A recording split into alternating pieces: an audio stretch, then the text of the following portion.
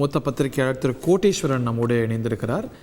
திரு கோட்டேஸ்வரன், தேர்தல் நெருங்குகிறது. திராவிட முன்னேற்ற கழகத்துக்கு ரொம்ப முக்கியமான நிகழ்வாக இந்த இளைஞரணி மாநாடு ஏற்பாடு செய்திருக்கிறது திமுக.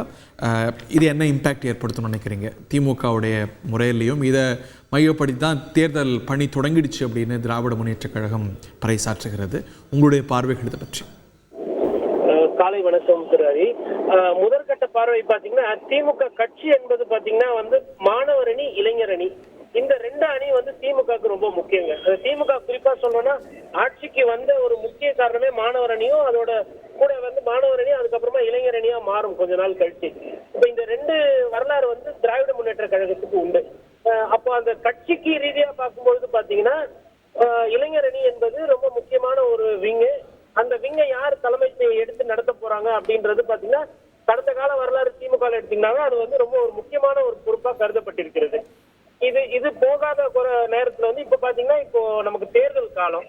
அப்போ இந்த மாநாடானது ரெண்டு விஷயத்த நமக்கு உணர்த்துகிறது. ஒண்ணு திமுக கட்சியானது அடுத்த தலைமுறையை தயார் செய்கிறது, அடுத்த கட்ட தலைவர்களை உருவாக்குகிறது. குறிப்பாக சொன்னா, இன்றைய விளையாட்டுத்துறை அமைச்சர் திரு உதயநிதி ஸ்டாலின் அவருக்கு தேவைப்படுகிற அரசியல் யூகங்கள், அவருக்கு தேவைப்படுகிற அந்த தொண்டரோட அந்த பட்டாளம், கிட்டத்தட்ட ஒரு கும்பாபிஷேகம் பண்ணி ஒரு பட்டத்து நிறுவனத்துக்கு என்னென்ன தேவை ரெடியான விஷயங்கள் ரெடி பண்ணணுமோ அந்த விஷயங்கள்லாம் இது கொஞ்சம் கொஞ்சமா நடக்கும். இது ஒரு சைடு. இது திமுக சார்ந்த விஷயங்கள். தேர்தல் வரும்பொழுது என்ன பாத்தீங்கன்னா, இன்னைக்கு ஒரு சில வாக்குறுதிகள் எடுப்பாங்க. இன்னைக்கு ஒரு சில யுக்திகள் அவங்க பேசப்படலாம்.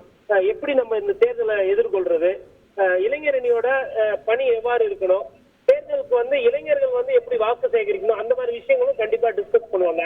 கூடவே உதயநிதி தலைமையில நம்ம இந்த தேர்தலை அணுகணும், அவர் தான் இதுக்கப்புறம் நமக்கு எல்லாம் அப்படின்ற மாதிரி அந்த வசனங்களையும் அதிகமா பேசி ஒரு எழுச்சியை உதயநிதி ஸ்டாலினுக்கு கொடுப்பாங்க.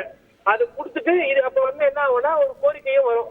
இனிமேல் இவர் தான் அடுத்த கட்ட தலைவர், இனிமேல் திமுகவுக்கு ஃபியூச்சர் இவர் தான் அப்படின்ற மாதிரி. இனிமேல் பாத்தீங்கன்னா, இந்த பதாகைகள், போஸ்டர், பேனர் இதெல்லாமே பாத்தீங்கன்னா உதயநிதியோட புகழ் கூடிக்கிட்டே போகும். கிட்டத்தட்ட ஒரு குடும்ப அரசியலா வளர்க்கறத குடும்ப அரசியலா காட்டாம கட்சி ரீதியா வளர்க்குறாங்க. தொண்டர்கள்லாம் ஏத்துட்டாங்க, இளைஞர்கள்லாம் ஏத்துட்டாங்க அப்படின்ற அந்த டிரான்ஸ்ஃபர்மேஷனை நோக்கி இனிமேல் அந்த கட்சி கொஞ்சம் கொஞ்சமா போகும். செய்திகளை உடனுக்குடன் தெரிந்து கொள்ள உடனே சப்ஸ்கிரைப் பண்ணுங்க.